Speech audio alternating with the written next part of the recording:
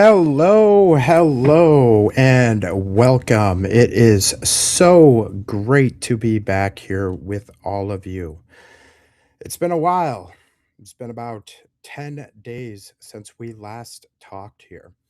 And first of all, I can't thank you guys enough for all of your kind words, your messages of support, your inspirational discussions we've had, and most of all, your generosity. The donations you guys have given, the just generosity and show of support you guys have given in this time has been unmeasurable.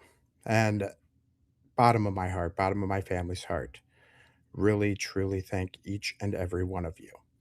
Absolutely. Thank you, Michael. If you haven't yet, make sure you join our Discord. Great place to talk before and after the show about all things questioning everything. So tonight's episode be a little bit different from our regular format.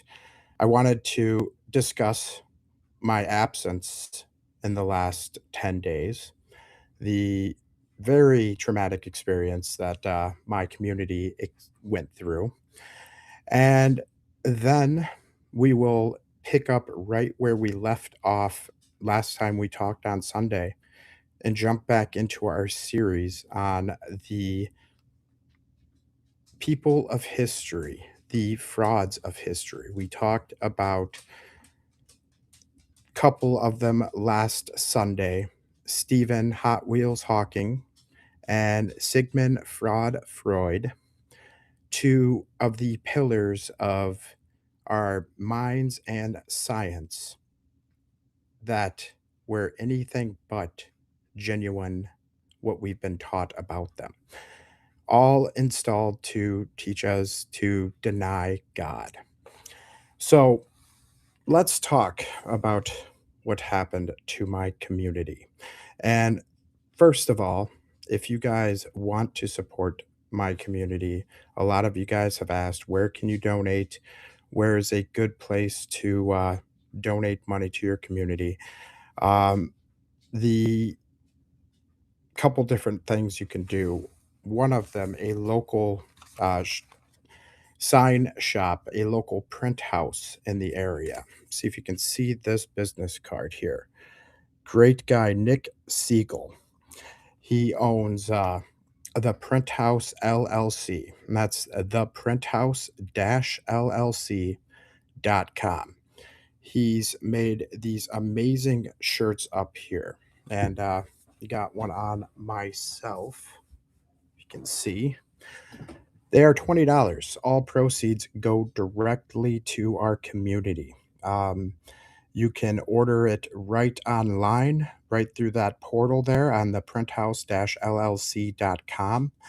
Um, you can also donate to the Fox Valley local charities like the Red Cross, etc. Those are great places to help out our community.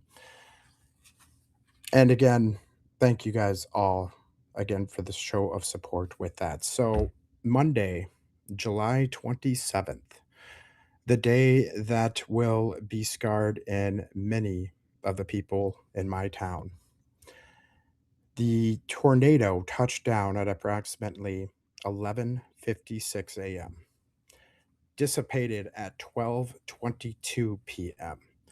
It was on the ground for 26 minutes, but it felt like an eternity for us in the middle of it. At its peak, it hit very quickly an EF3 with peak winds of 140 to 145 miles per hour. It carved a 12-mile scar across the Fox cities. Started just north of downtown Appleton, near East Wisconsin Avenue.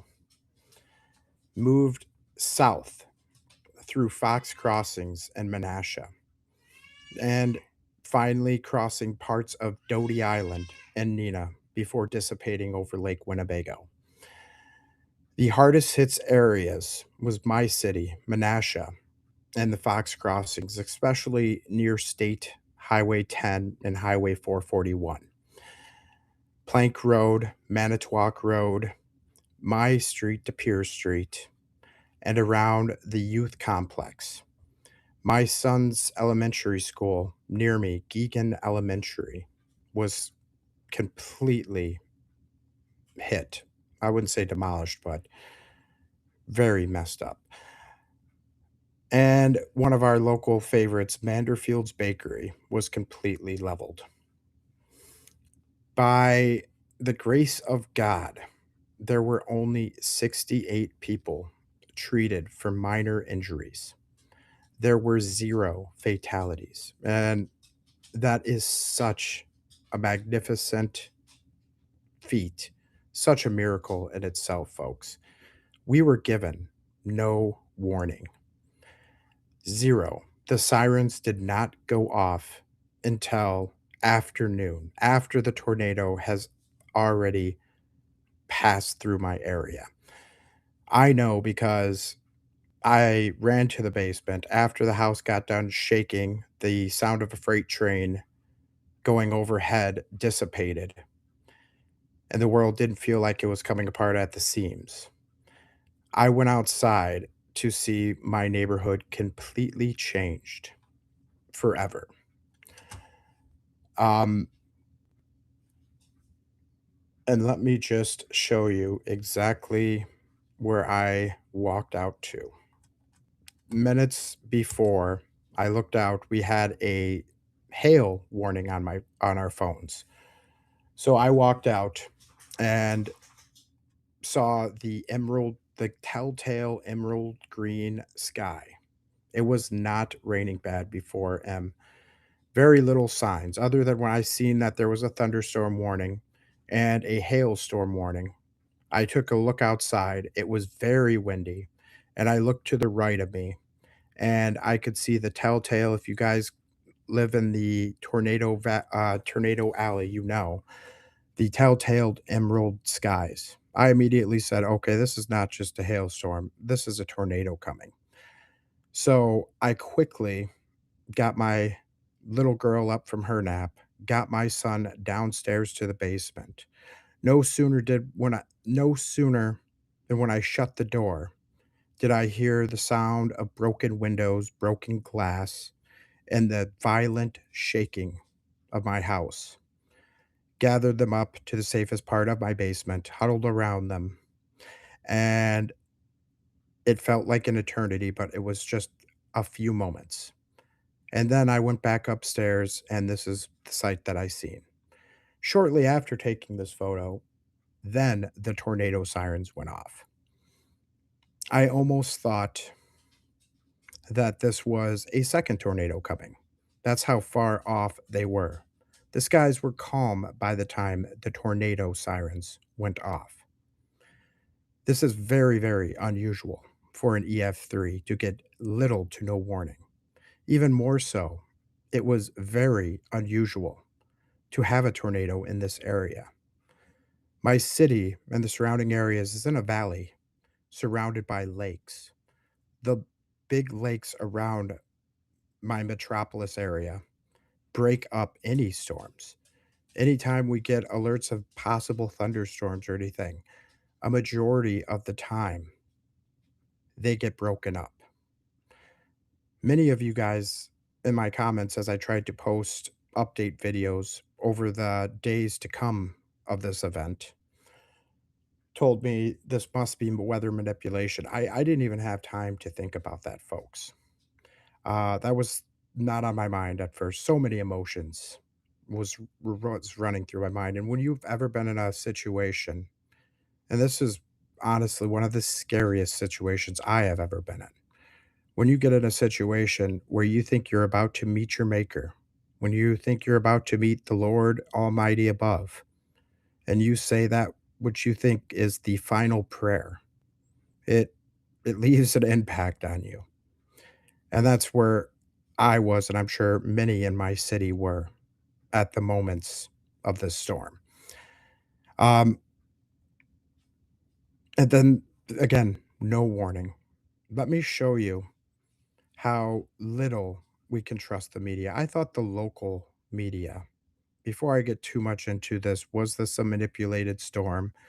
Was this a engineered style tornado? We'll talk over the anomalies of this tornado. Weather modification, after the days passed, I 100% think this was a manipulated storm, a man-made storm. They can steer hurricanes, they can absolutely steer tornadoes. So, the again, and the fact that nobody died from the storm was really the most miraculous thing in this, and my community came together in a way that I've never seen. It was an amazing sight to see. It filled me with hope, inspiration, determination. Many people from all over the surrounding areas coming with hot food, hot meals, canned goods, non-perishable foods. All of us lost all of our contents of our fridges and freezers. Power was out for days. Some people are still without power here as we do this show, nearly 10 days after the tornado. I was one of the lucky ones. You can see my front yard. The damage was quite immeasurable. But once it was all cleaned up, there were just a few broken windows, some damage to the outside of my house, damaged front door, and that was about it. While as my neighbors next to me, across the street from me, their whole houses were lost. It was just a shock. Nobody came out from their houses thinking of themselves. We all were asking each other, running up to each other, "Are you okay? Are you okay? What can we do to help?" From the start of it. And that's what was really all there is. The local community, the local businesses, the local municipalities, the local governments were amazing. I had my mayor come up to my house personally the other day while I was cleaning up debris. Took me by surprise. I look over and look down at him and I see Mr. Mayor. I say look down at him because I'm 6'2", and this gentleman's kind of a short fellow, but I didn't notice him, recognize him at first. I met him one other time before during my kids' Cub Scouts. But he came out, talked to everybody he could find on the streets. My street was one of the hardest hits. And just asking what we need, what we could do. And, just great, great job done by the local government. The state government, terrible, terrible. The National Guard didn't come out until just the other day. After a week passed, the state government finally got off their asses and deployed the National Guard. And what is the National Guard doing at the moment? Well, this was what they were doing as of today. When I drove by, let me see. I have the picture pulled up here. Yeah. This is what the National Guard was doing today, guarding a main thoroughfare street, playing traffic duty on a main street. Um, a street that was relatively clear, by the way. I have seen them pick up zero debris. I have seen them do any type of welfare check, anything like that. They are standing there in a powered area with street signs playing traffic cop. Now, it is not to diss the National Guard or the soldiers that serve the National Guard. I have nothing but the utmost respect for those men and women. What I lost a lot of respect for is our state and national government, our federal government that sends over $4 billion a year. That's $4 billion with a B to countries like Israel, but has yet to send a single dollar to my city, to my community.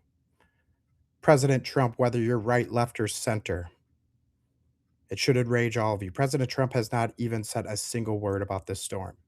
FEMA, the Federal Emergency Management Agency, has done nothing, approved no fundings as of yet, waiting to see if it meets the threshold of damage is done, waiting to see if we're worthy enough for federal assistance. Now, you might hear the anger in my voice because it is very, very real. Exactly right, Plastic. No one is coming to help you, folks. People need to know that. It is all the only people that are there to help you is your community. Maybe your city government is good like mine, but I wouldn't even rely on them. It's been the community and the small businesses in the area. You want to talk about Wisconsin? One of the first things besides drinking that comes to mind when you think of my beautiful state is probably the Green Bay Packers. The Green Bay Packers facility, they all are starting training camp right now, right? They are less than 30 minutes away from my community. You know how much, and this is me coming as a diehard Bears fan. The Packers suck. Do you know how much it would mean to my community if a truckload of Packers players, even the scrubs, it's training camp right now, they're all up there in Green Bay at Lambeau Field. If some of the scrubs that wouldn't even make the 55-man roster were to come, hand out hot meals, just show signs of encouragement, a nice donation from an organization that makes millions off of the community a year. Zero interactions from the Packers. That's despicable. Even the local Green Bay semi-pro football team has pledged $10 of every ticket sales for their games will go to the Menasha and Fox Cities tornado relief funds. The Packers have been asked about it at a press conference, and they gave the nice little boilerplate standard PR answer of, "Oh, it's so terrible. It's right next door. Such a bad thing to have happened right next door." But not a single dime, not a single player has came through our community. It would mean the world to these diehard Packers fans if one of their players came, handed out a hot meal. Many of them have no place to cook, if anything. But no, falls on local business leaders who have been amazing. Shout out to, and this isn't a paid endorsement, shout out to a local restaurant in Oshkosh, the Cowboy Kitchen. If you guys ever find yourself in the Oshkosh area, highly recommend checking them out. Couple days after the storm and I got back home, I was walking around touring the area trying to help and volunteer anyone's house that needed it. And I made it all the way to Jefferson Park and I seen the Cowboy Kitchen setting up shop, cooking hot meals, not just, hot dogs or whatever, something simple, full on Chicago style hot dogs, full beef frank hot dogs, double cheeseburgers, grilled onions, the whole 9 yards. And they were giving them out for free, hundreds of them for free. That is what we can rely on, not our federal government, not our state government, people. And that is what filled me with so much hope, so much joy getting past this tragedy was the locals and the people in the surrounding area. This was my son's elementary school. And he's not even able to go back to this school this year. I believe it's going to be declared a total loss, but they are hopeful to have the school back up to scuff by February at the earliest. You can't really tell from this ground view, but the top of the roof has been sheared off. The HVAC unit on top completely gone. Windows bursted out, flooding immensely in the school. Again, our governor, Tony Everts, finally got himself around to touring this area. And of course, he stopped by Geegan because this was one of the hardest hit schools. And he made some proclamation, yada, yada. But still, it took him over a week to get the National Guard out here. I don't know about you guys, but growing up, you'd see those National Guard ads, those recruiting ads on TV. And what did you see in those ads? Them helping out in the middle of a storm. It's pouring down rain, it's flooding. They're piling up sandbags in a flood zone. They're rescuing people from their houses after a natural disaster. They're, you know, saving people from floods in the moment, not playing traffic cop like the National Guard is doing here. And at that point, it's just a, you know, glorified gesture that they're out here now. The community has already probably cleaned up over 50% of the debris. Now, it'll take many days and weeks and months and probably years before we are ever cleaned up and made whole.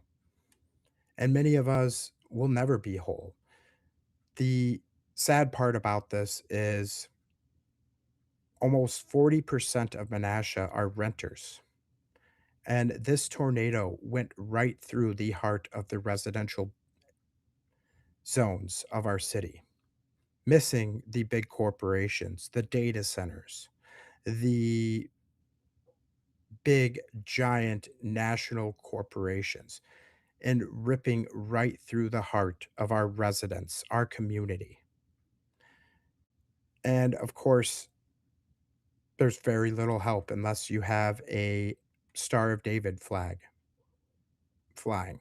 Then the federal government would roll out the red carpet, roll out non-stop aid.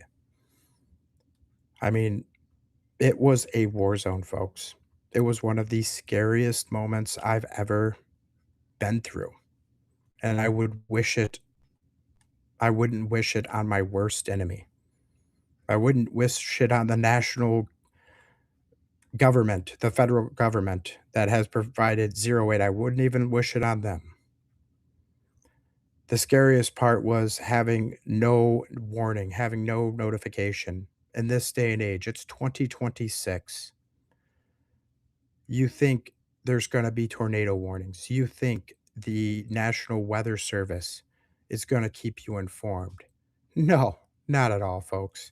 Again, zero sirens, zero warning, nothing. Let's show you a compilation video. Trust the YouTube meteorologists, folks. That's what I've learned. Trust those, I don't know, Max Geegan or Egan or something. I'm going to show you a compilation between my local weathermen with their thumbs up their ass and a YouTuber meteorologist. Don't even know if he has a YouTube degree, but let's see how much better some YouTuber is at this than my own local weather guys. I used to think you could trust maybe not everything the news locally told you, but the local weather guys, I mean, they're going to know what's going on. They're going to not have their heads up their ass, right? Let's find out.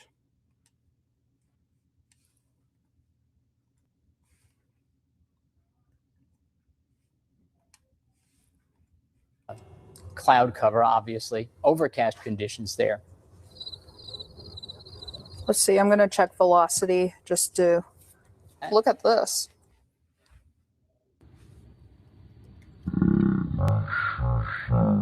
Vertical integrated liquid, so. The wind speed here. And that yellow fast right here.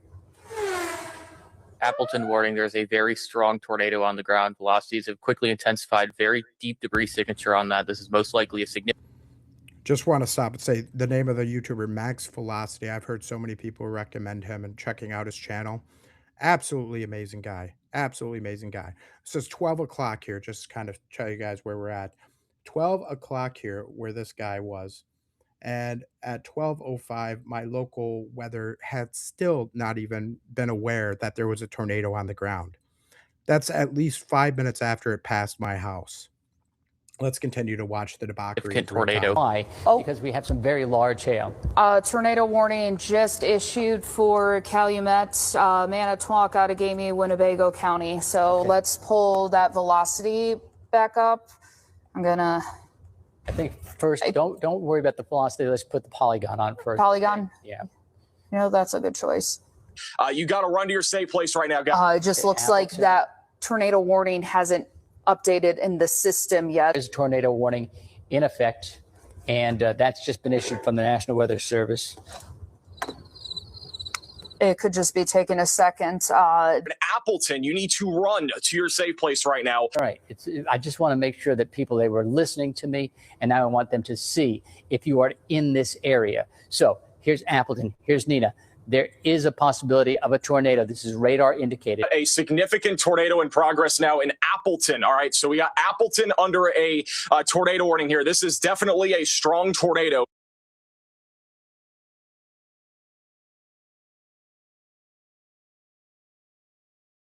Sorry, my mic was off.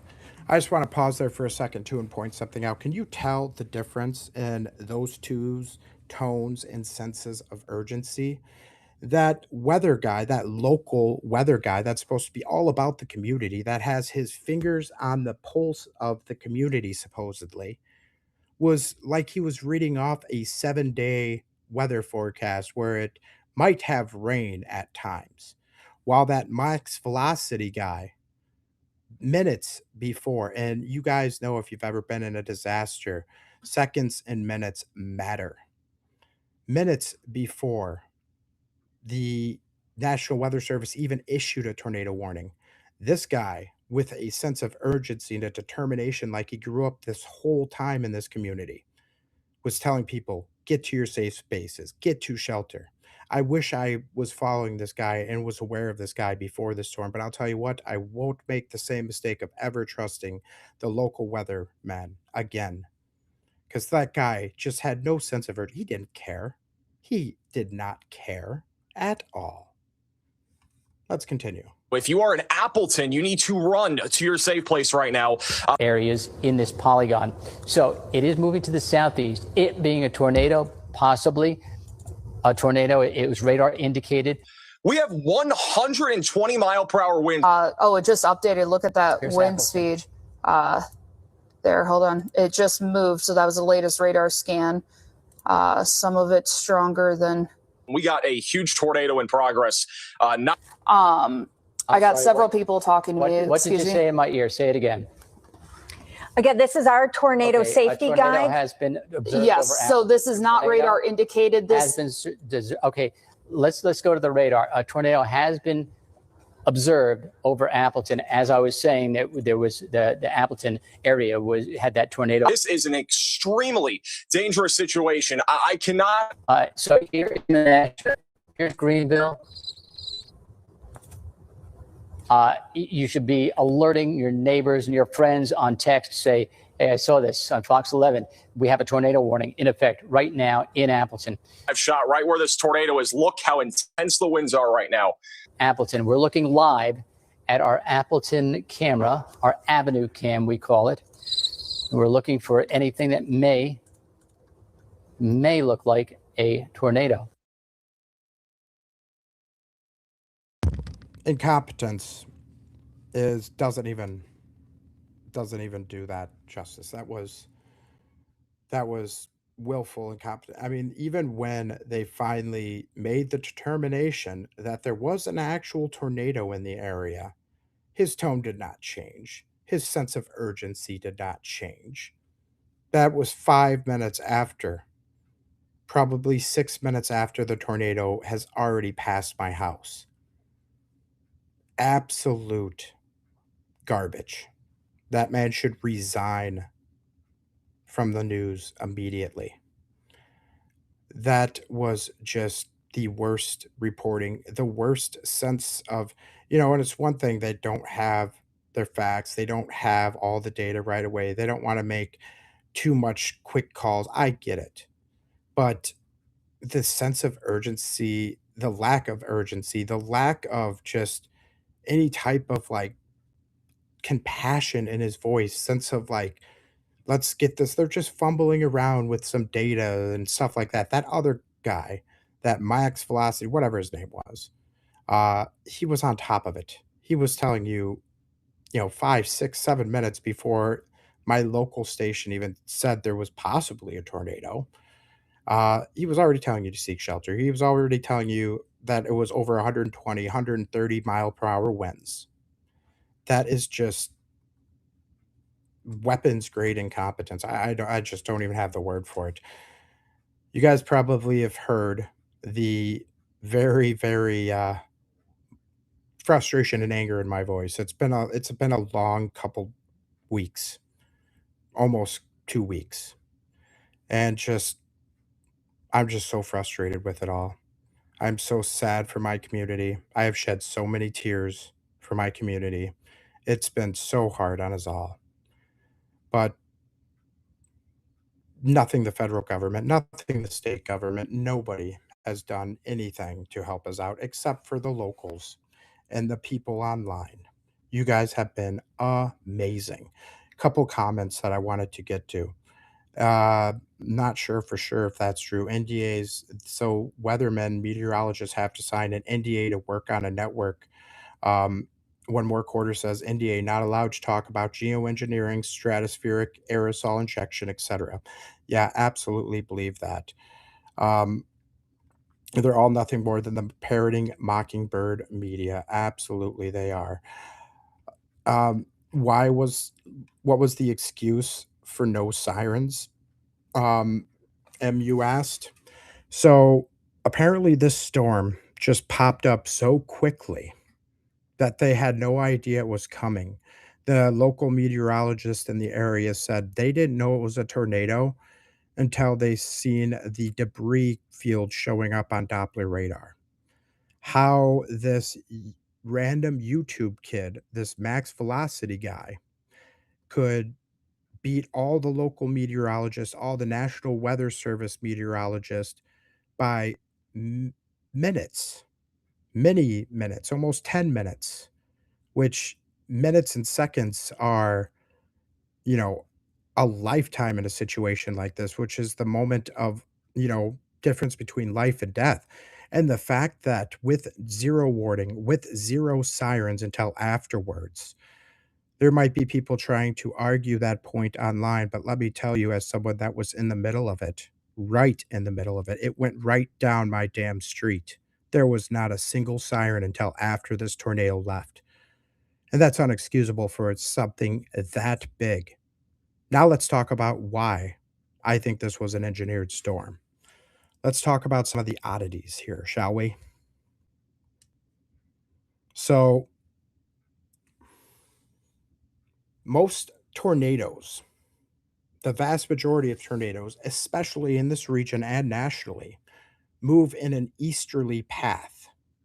This tornado moved almost straight south. Even the National Weather Service's meteorologist said this direction was particularly unusual.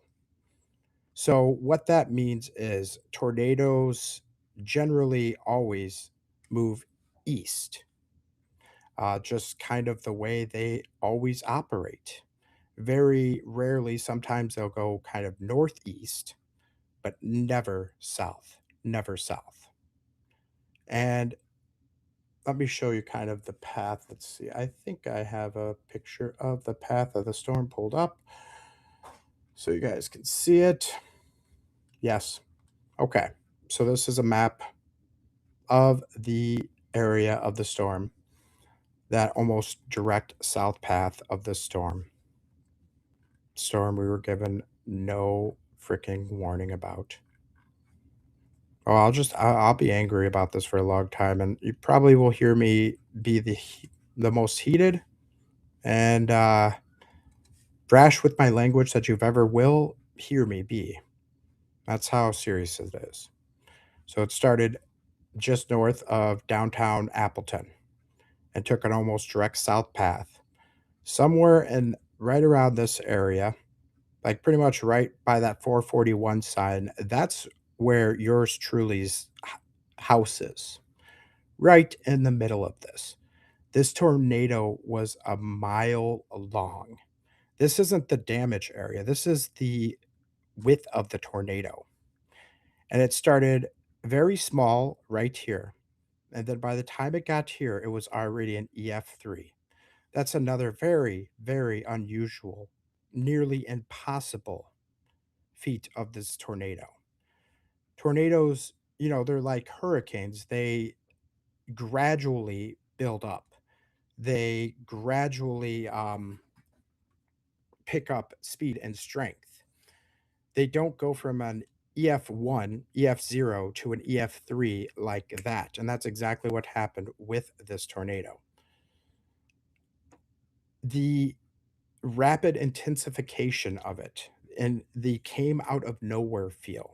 It formed very quickly, strengthened very fast, especially between 12 o'clock and 12:05, where our local weathermen were sticking around with their thumbs up their butt.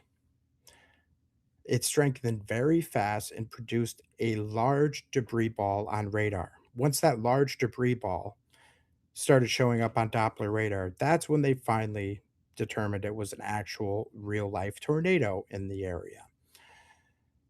So, and again, why I think this was a manufactured storm, steered storm in some way, shape, or form is because the day of right beforehand, this system was made of 3 small cells that one going one direction while the other ones go the normal direction.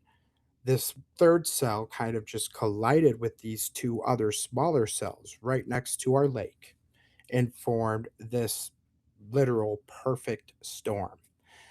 The cells merged with the supercell right before the rotation ramped up hard. And the lakes of Winnebago and the Fox River system are normally expected to help disrupt or weaken storms. That's why we don't get tornadoes in that area. The last tornado we really got was all the way back in 1984. We don't even get that much severe thunderstorms. The lakes and being in a valley and the Fox River system breaks up most of these storms. We never get a storm like this, let alone one that moves from north to south and an EF3 on top of that. Um, Multiple residents, including yours truly, reported little to no audible warning. They tried gaslighting us and saying, oh, there was tornado sirens. You just didn't hear them. No, no, there was no tornado sirens. Not until 5 past the hour, at least. And by then, we were already outside assessing the damage. And not even assessing the damage. I could tell you very little people's first reaction was towards their own houses or their own cars. They ran out in the middle of the street calling one of my old lady neighbors, sweet old lady, her house is in ruin, running up to her house. Sue, Sue, are you okay? Myself as well. We didn't care about our houses at that time. We cared about our community, as it should be. The short lead warnings under a minute in places were mentioned in local coverage. They again gave the excuse that they just didn't see the cell forming until it was too late. It just popped up out of nowhere. Again, another very, very unusual thing for a tornado. The scale relative to this area, another key factor why this was a manufactured storm. The widest point of the storm was nearly a mile. It was on the ground for 26 minutes. This was the strongest tornado in Outagamie, Winnebago County since 1984, and even this tornado well beat out that one. Neighborhoods were described as unrecognizable war zones. Roofs gone, houses collapsed, cars flipped, cars and trees. But by the miracle and grace of God, zero fatalities, zero serious injuries. It was miraculous. There was one lady, quite famously in the area, she was in her truck at the time of the storm, and it was thrown in the air, flipped several times, flung hundreds of meters into a tree, and she escapes this turned over pickup truck with just a few bruises. God was watching out for us that day. Sure as hell wasn't our local meteorologist, the National Weather Service. And it sure as hell isn't the state or national government after the fact. I mean, this one's going to be with me and many other people in the area for a long time to come. Homes can be rebuilt, trees can be cleaned up, but the emotional damage it's done to us will take years to undo. I didn't really know what PTSD was until after the fact, after the adrenaline went away. The first night I slept, and many nights afterwards since the storm. I have had nightmares ever since of this tornado. Waking up to my whole house gone, not being able to find my kids. Uh, I was blessed too, folks. Let me tell you a little bit about my personal routine.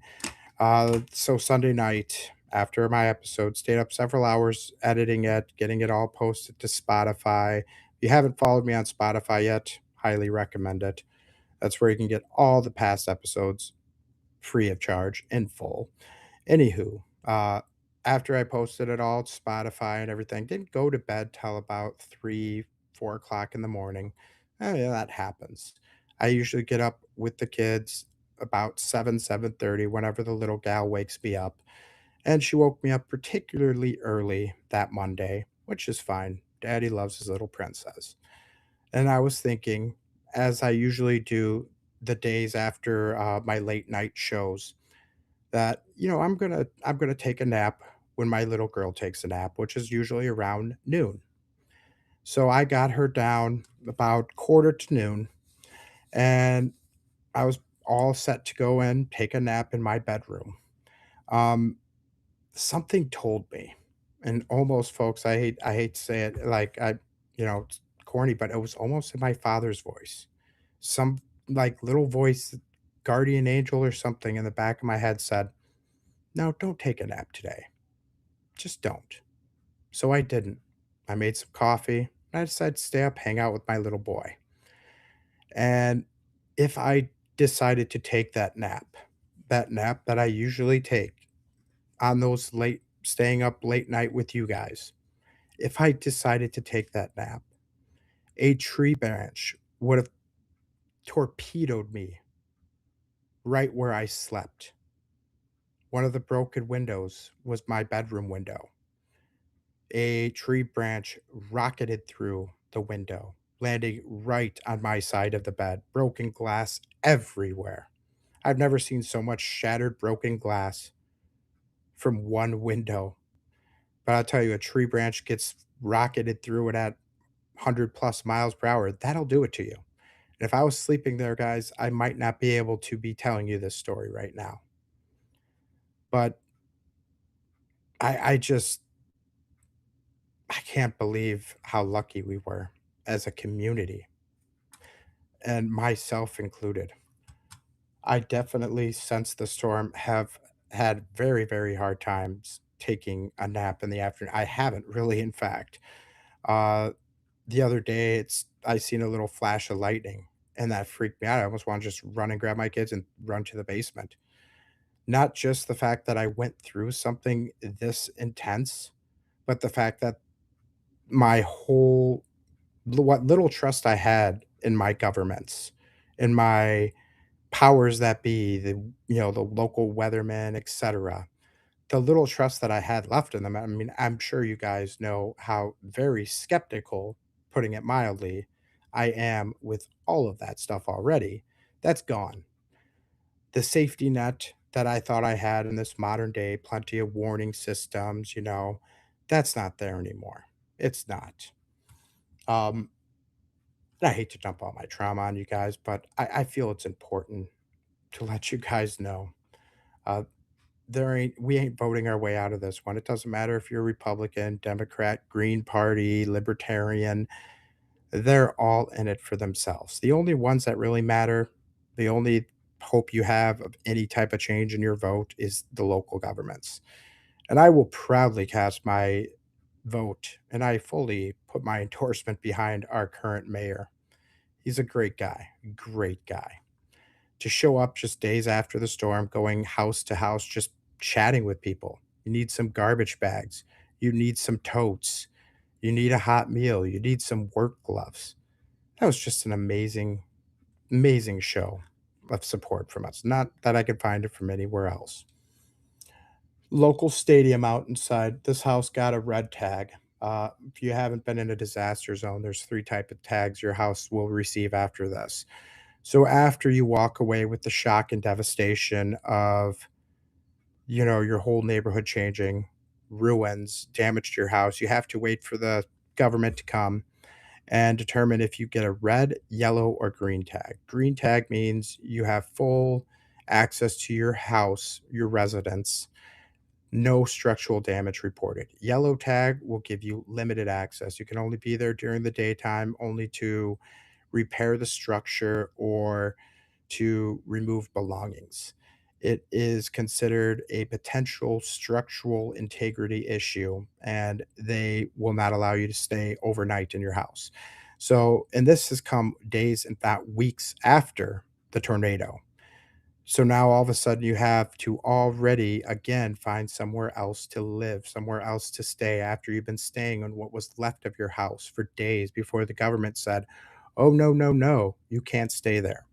And of course, the red tag is a complete loss. Structural uh, integrity is critical, and failure could be imminent. So they don't even allow you in there to collect your valuables, pretty much. This was one such house right next to me. Again, I haven't gotten the privilege of getting inspected yet. I hope that I don't get a yellow tag. I'm pretty sure I'll get a green tag, but I mean, if I get a yellow tag, that's once again, I have to find a place for my family to stay while we get it fixed. Just absolute devastation, folks. I'm still shaken up about it. This was crazy. This was right outside my window. There's an RV that tipped into this person's house. They were home alone. Their son was home alone. A 17-year-old high school kid was home alone when that trailer or that RV went through his living room, and he was hiding in his basement till his parents came. I mean, I would blame him. I probably would too if an RV went through my front window with zero warning from any of the weather services that we have in place in America, of all places. This isn't some third world country. At least that's what I thought. But yeah, just absolute devastation, folks. Absolute devastation. This was right afterwards. And I'll show you, I have photos of it a couple days, a couple weeks afterwards here, but that's another house, complete loss, red tagged.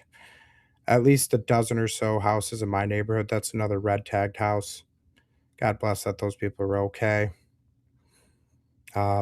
This is kind of the local soccer stadium that's out front of my house. And this I would love to pause. My mother, if she is listening, she's one of my biggest fans. But this was my mother and my son, um, mere hours after the storm. Moms are the greatest people you can have. Nobody else will love a man more unconditionally than their own mother. And this lady, this little old lady, got in her car right away and within hours after the storm was here to pick me and my family up, give us a place to stay, give us a place with running water, electricity.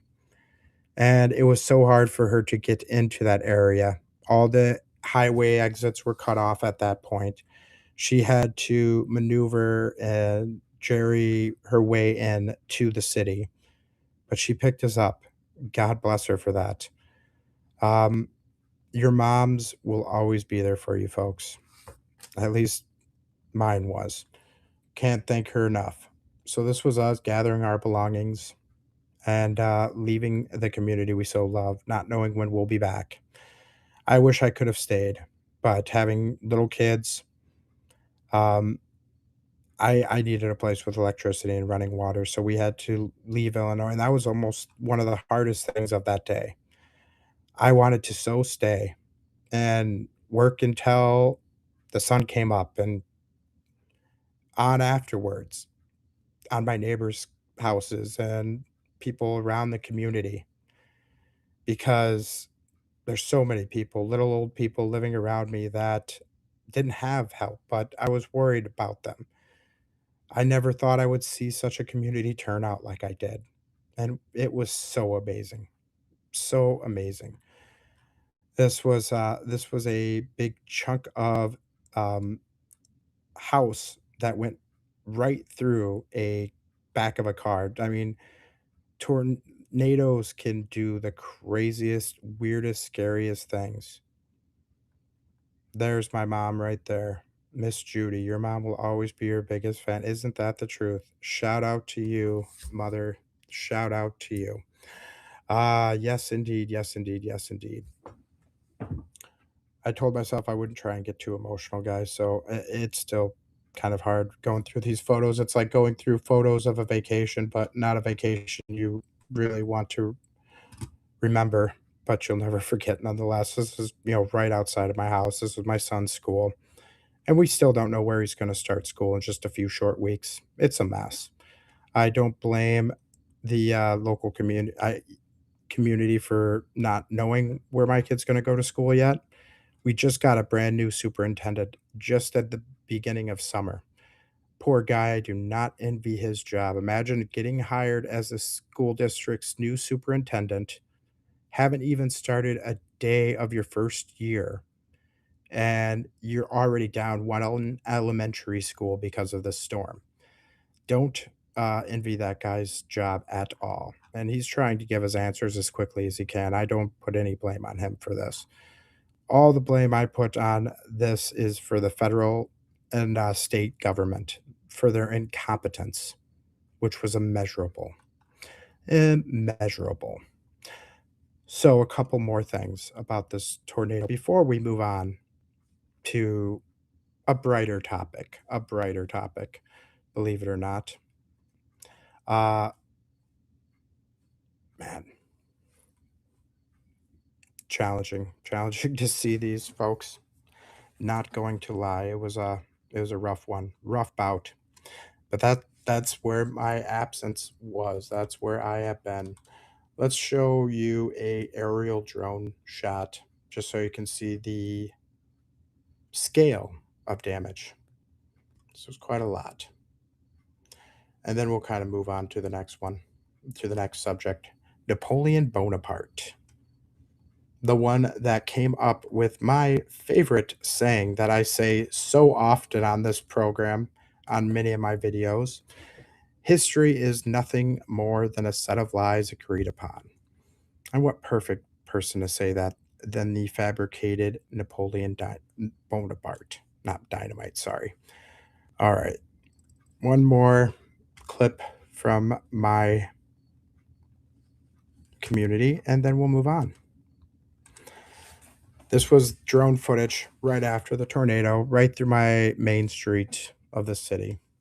Now, to give you kind of a estimated detail of the damage here, after that EF3. So, I'm worried because of over 40% of Menasha residents being renters, Many of these people will not be back. They just, quite frankly, will not. There were 34 structures so far as of August 6th that were completely destroyed, 244 structures with major significant damage, 735 structures with minor to moderate damage, and 147 structures otherwise affected. Of those, a majority of them were residential. That's why I say it feels like a very steered, direct weather anomaly. My opinion, why? A lot of you guys were saying, oh, they're trying to take you out. They're trying to silence you. I don't think I'm that important to them. I hope not anyways. I don't think that was the case. But you got to think of all those 15-minute cities, all those places with the wildfires like Maui, Los Angeles, all those mysterious circumstances that burn or demolish large areas of a community. Well, they just cleared a 12-mile path of destruction, making ways for a whole new data center, perhaps. We just got a large data center in Menasha not too long ago, a few years ago. So could they be looking to expand? I'm not sure. Of course, there's no details of who's scooping up all these uh, vacant lots that are coming up. But as a lot of these are rental homes and rental properties, a lot of them will not be built back up. A lot of the residents that lived in that area will now be displaced. There's not enough open housing to accommodate all the displaced members of my community. They're going to have to move out to the surrounding areas like Appleton, Neenah, Oshkosh. People that lived their whole lives in Menasha suddenly find there's nowhere for them to go. 15-minute cities, data centers, who knows what they'll do with all that new premium real estate. But I think that's bottom line what it's all about: location, location, location. And they just made a premium vacancies in my area. And here's the drone footage that I told you guys about.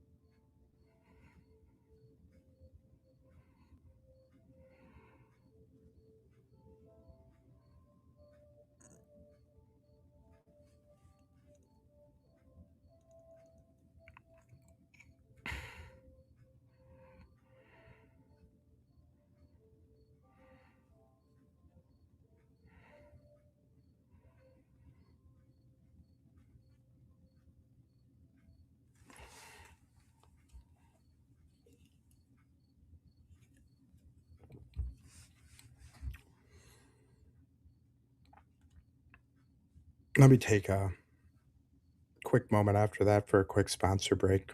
We'll be right back and we'll pick up the false people of history with Napoleon Bonaparte. I'll be right back with you folks.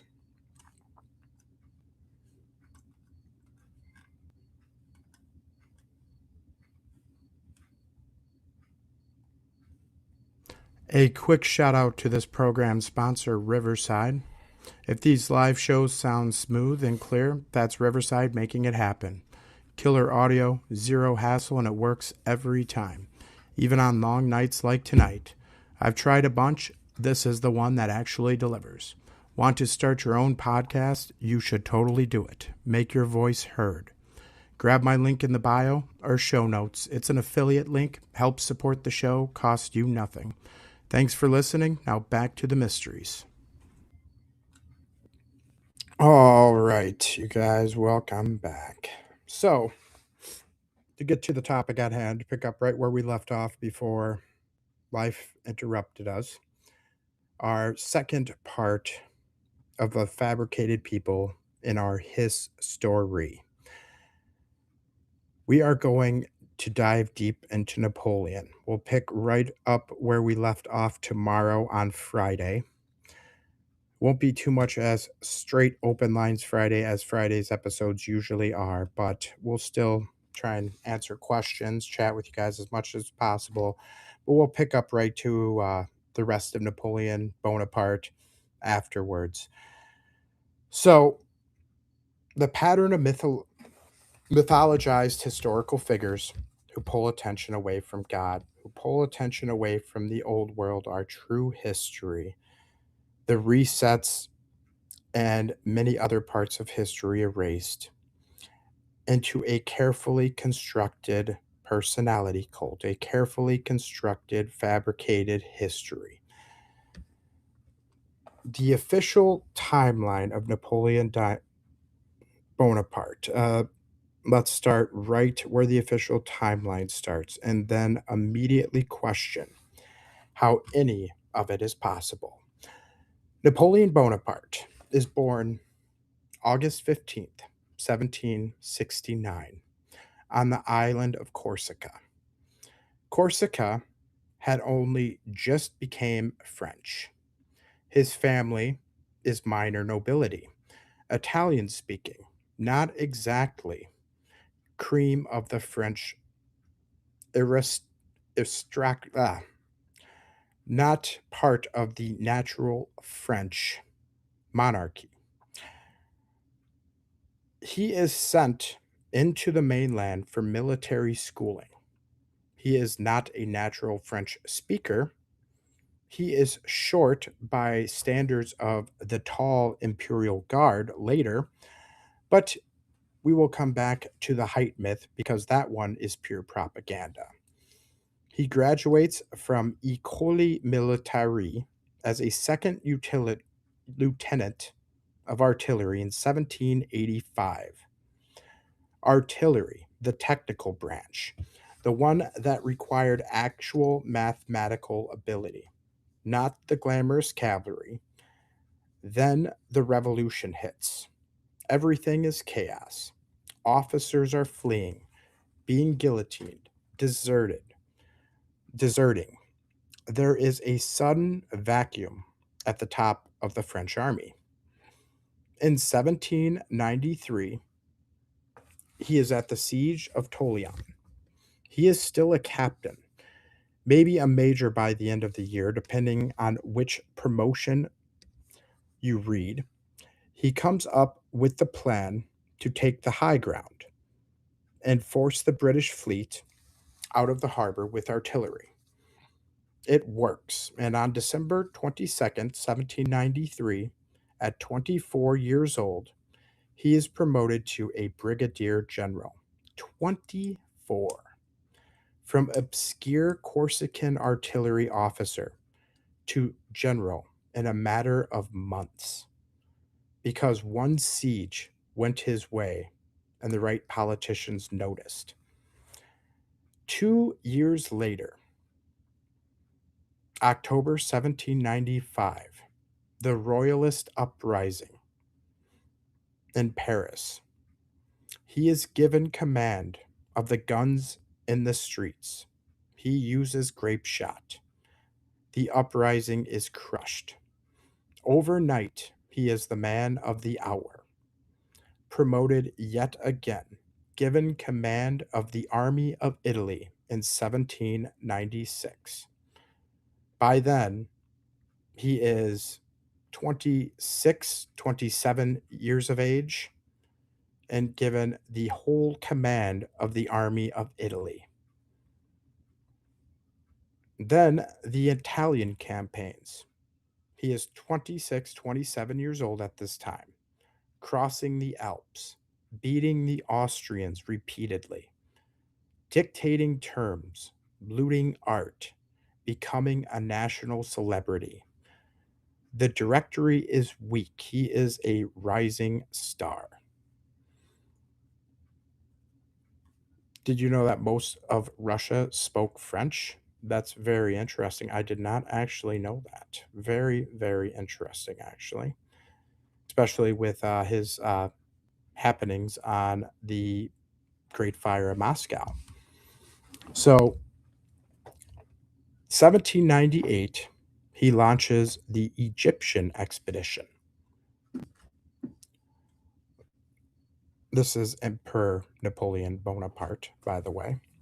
He abandons the army in Egypt, slips back to France in 1799, and on the 9th and 10th of November, the 18th Brumaire, he and his allies overthrow the Directory in a coup. He becomes first consul with real power.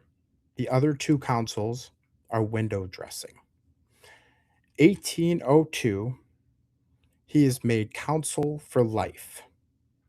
1804, he crowns himself Emperor of the French in Notre Dame. Now let's do the math for me, folks. From artillery captain in the early 1790s to emperor in 1804, roughly 10 to 11 years from relative obscurity to absolute ruler of France and much of Europe. That is not a normal career arc. That is not hard work and talent. That is a rocket. And rockets usually have someone lighting the fuse, right? There's usually someone behind that rocket launch. During Napoleon's time, the majority of the nobles, 70 to 75%, spoke French, not the common people. Now it's less than 2% of the overall population. That's very interesting. I did not know that. Thanks for that information, actually. So, in the middle of revolutionary bloodbaths, with entire classes of officers disappearing, this one Corsican keeps rising at at exactly the moments when the political winds shift. Tolian, Vidomir, Italy, Egypt, Brumaire, every step is timed. Every step has powerful patrons who open doors and then conveniently step aside. It is all too perfect, such a crafted narrative. And again, in 10 years from artillery commander to emperor of France. Ask yourself, how many other 24-year-old captains became generals and then emperors in a decade? The answer, of course, is zero. This is the only one the history books give us. That alone should make you tilt your head. That alone should make you starting to question everything you know about this Napoleon fellow. Now, let's dig into another thread that is all too common with this rising star, as it were, of France, the Freemasonry angle. So, was Napoleon a Freemason? The official records are very messy and obscure, as most of the time these records are. When you look at anything past the surface, they tell you about 10-year rise from artillery captain to emperor. And there's always a lot of messy details that just don't quite add up. Some claim he was initiated into the Freemasons in Egypt, or in a lodge in Marseille, or somewhere in Italy. Others, including modern Scottish Rite sources, say there is no solid proof he ever took the degrees of Freemasonry. But look at what actually happened under Napoleon, the possible Freemasons' rule. His brothers were all Masons. Joseph became Grand Master of the Grand Orient. Louis is involved with the Supreme Council of the 33rd degree. The entire Bonaparte family is loaded into the lodges. Under the consulate and then empire, French Freemasonry explodes under Napoleon from a few hundred lodges to well over 1,000. Generals, ministers, prefects, the whole apparatus of the new state are encouraged, sometimes ordered, into the craft of Freemasonry. Under the consulate, in 1804, the same year he crowns himself emperor, the Supreme Council of the 33rd degree is established in France. The 33, that number again, we've talked about that number so many times. The highest degree in the ancient and accepted Scottish Rite, the same number that keeps showing up in these manufactured great men stories and so much of our manufactured history. Napoleon does not need to be a card carrying 33rd if the entire structure of the 33 is being built and protected under his reign and his family's control. He is the political sword that lets the lodges flourish in France. The lodges become a parallel network of loyalty to the new imperial order. And then there is this hand gesture that keeps showing up again and again and again. Pretty much anytime you look up images or depictions of Napoleon, you will always see this same hand gesture.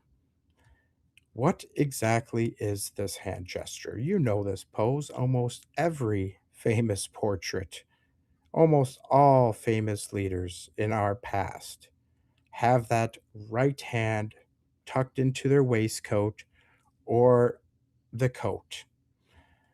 The even famous paintings from 1812 of him all show his hand in his breast pocket, in his coat, time and time again. Like I said, pretty much any time you look up a photo or a painting of Napoleon, these are the ones you will see.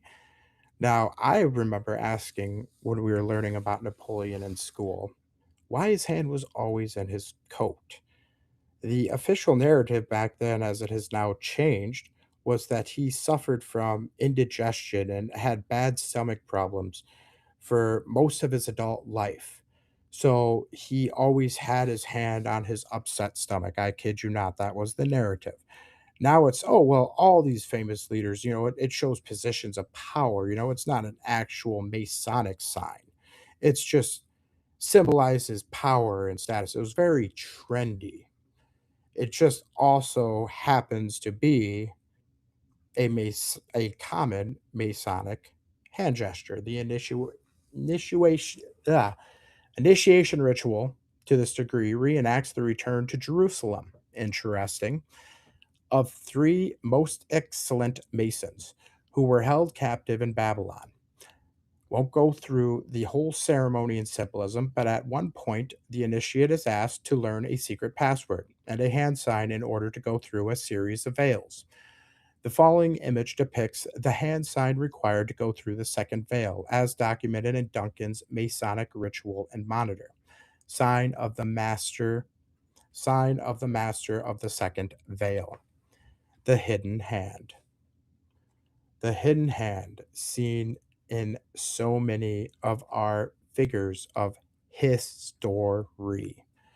Everyone from George Washington, Karl Marx, Joseph Stalin, Napoleon, Darwin, George Washington, again, very, very famous Freemason. He's tickling his belly button. Exactly. The man was just tickling his belly button, they say, right? The King of England, the royal family, all like to flash that same hand gesture. Joseph Stalin, famous Mason. Karl Marx, we all know and love. There's another George Washington. Even a little slap Chris Rock. Will Smith slapping Kid Rock. Slapper, sorry. Kind of got my tongue tied on that one. All of our celebrities. John Wilkes Booth, which is hilarious because I got another picture. The Beatles flashing that famous hand gesture, right? Look at that. The person that shot Lincoln flashing the Freemasons sign, and Lincoln's personal guards, personal assistants.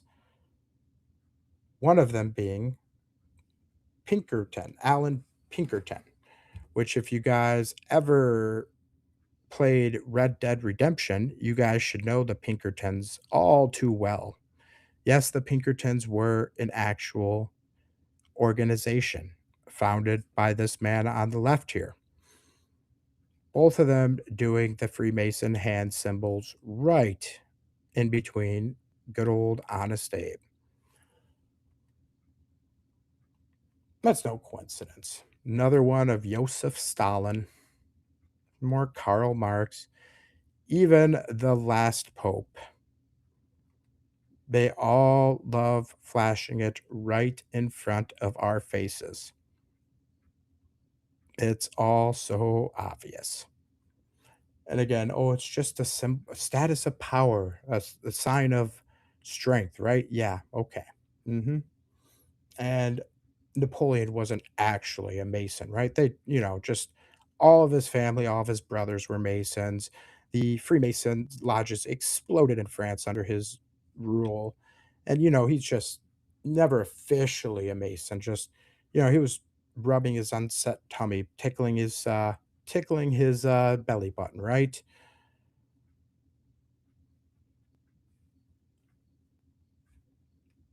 Okay. So let's talk a little bit more about Napoleon before we kind of put a pause on it at the end of the night. It's the better, so I'm not louder. Yeah, that's okay. I get that. I get that. My eyes are going bad too. It's easier to see it.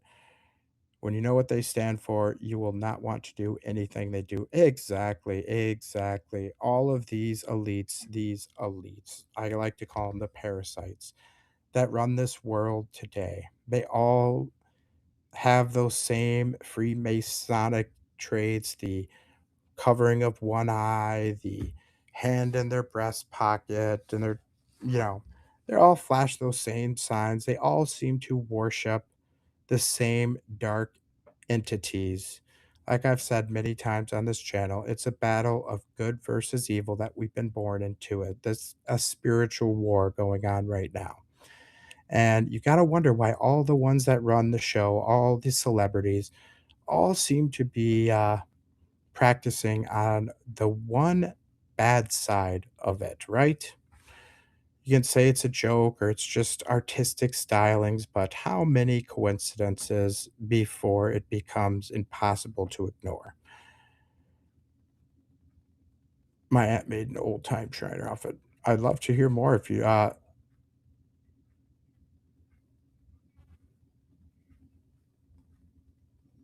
yeah, I'd love to hear some more about your relative that was a 33rd degree Mason. Do you have a Mason Freemason Bible? That'd be really interesting to see. You got put on a timeout. I'm not sure why that was, Cake. I'm sorry about that. I don't know if my admins accidentally did that or not, but I do apologize. I've never seen you say anything wrong in the chats, Cake, so my apologies. Maybe it was some kind of automated thing. Glad you're able to talk now. Yeah, let's keep the chats in civil, though. Absolutely, Michael. I appreciate that. I appreciate that. Okay. Sorry, I got a little off track. Even his statues portray him with his hand in his breast pocket, right? Yeah, just a coincidence, right? Just an upset stomach that he was dealing with his whole life. Sure. Anywho, because the same pose appears in Masonic context as a sign, and when you have a man whose entire rise is entangled with sudden explosion of high degree masonry, whose brothers hold top offices, whose empire coincides with the formal founding of the 33rd degree Supreme Council in France, the repeated public display of that exact hand position starts to look less like coincidence and more like signaling. Just so happened that a 33rd degree connected figure does the common Masonic hand gesture. That is the phrase that keeps coming back. You can take the official fashion explanation. You can say all the popes. Probably, Kathy. Probably. And I was raised Catholic. I would not disagree with you there at all. They're all a bunch of evil people, evil, sick people. You can take the official fashion explanation, you can take the upset tummy angle, whatever you want, or you can notice the pattern. We are noticing the patterns. We are pattern recognition experts here. We are not conspiracy theorists. We are investigative journalists, investigative researchers with extreme pattern recognition skills. That's what I love about all of you guys. All love to question everything. So, is there an actual name to the hand in the shirt? A name to the hand or the hand gestures? So that's Masonic hand gesture. It is called, let me just pull that image back up here for you. The hidden hand is what it's commonly referred to as. It's the sign of the master of the second veil, and it's with the right hand commonly in the breast or the tummy area, chest area of their jacket. I'll just pop that up for you guys here. Again, to show you. Just so you can see all the figures in our history doing it, whether it's the assassin of Lincoln, Lincoln's bodyguards. I haven't seen any of Lincoln himself doing it. George Washington, Karl Marx, Joseph Stalin, it's all the same. It's episode 66 on August 6th. Weird. That is weird. That is weird. Symbolism, eh? Symbolism, eh? I planned that perfectly. Mwahaha. Just kidding, folks. Just kidding. Okay. It's been a wild episode. It's been a great ride. I appreciate you guys letting me talk about my traumatic experiences as they very much were traumatic. Um, we'll put a pin on the Napoleon part for tonight. That's a great place to leave it. Let's kind of take some of your top questions for tonight's episode, and we'll wrap up tonight, talk a little bit about tomorrow. So, again, for those asking, the place you can support my community, Menasha, and the Fox Cities is the printhouse-llc.com. The owner of it, Nick Siegel. Here's his card, his information. If you guys love to order a t-shirt, it's $20. All proceeds go right back to the community, supporting us after this crazy tornado. Whether you guys think it was natural or some kind of weather modification, I personally think it was definitely some weather modification going on there myself. Um, it was definitely once in a lifetime storm, a perfect storm, if you will. So tomorrow, we will not have a traditional Open Lines Friday so much as just picking back up on the rest of Napoleon Bonaparte Part 2. And then possibly, if there's time, take some of your questions, comments, and feedback as well throughout the show. And then we'll jump into perhaps another fabricated figure of our history. We have so many to cover in this evolving series. Mother Teresa, not so much of a motherly figure. Einstein, many of the popes. There's a large list I have going on, and a lot of you guys have recommended some great names to include in on that list. Ones that have shaped the narrative of our history. Napoleon Bonaparte being a huge one of them, and we'll dig into how he shaped much of the world's history, or at least the figure of Napoleon shaped much of the world's history. We'll dig into that deeper tomorrow. Michael, thank you so much. That is the link to the printhouse-llc.com. Tell them I sent you. Again, it's not an endorsement. I get no throwbacks or anything to it. It's just a great way to support our community. And we desperately need it still. Like I said, very little from the state, absolutely nothing from the federal government. Just terrible, terrible. Sorry if I lost my temper discussing some of this with you guys. I know you probably haven't heard me cuss that much, if at all, and the many years of doing this with you guys, but emotions were very high, and they still are. One other place I wanted to give you for the tornado donations. Let me look up this website so I can get it right. The United Way of the Fox Cities, unitedwayfoxcities.org/tornado. Let me post that link here for you guys real quick if I can. This is another great place to donate locally to the victims of this tornado. Right there down below, unitedwayfoxcities.org/tornado.